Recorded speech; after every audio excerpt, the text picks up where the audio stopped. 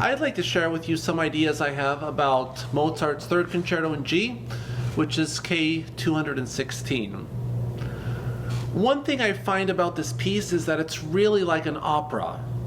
There's different characters and we have to do whatever we can to bring each character to as much life as we possibly can.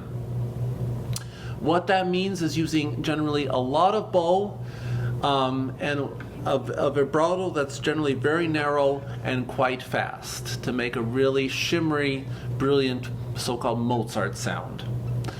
From the beginning, it's forte. The violin enters very triumphantly with the main theme after a long orchestral introduction.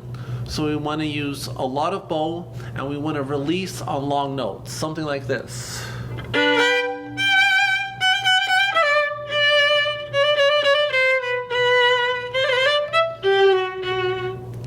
What I find people do sometimes is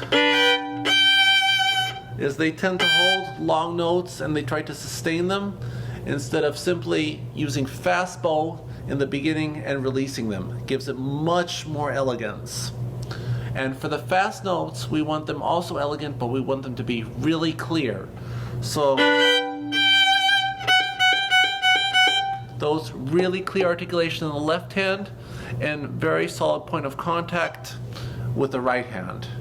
Also, I so often hear when I teach this piece. Articulate on the left hand and clear in the right hand. Of course, intonation is extremely difficult because everything is so exposed. So practice open strings like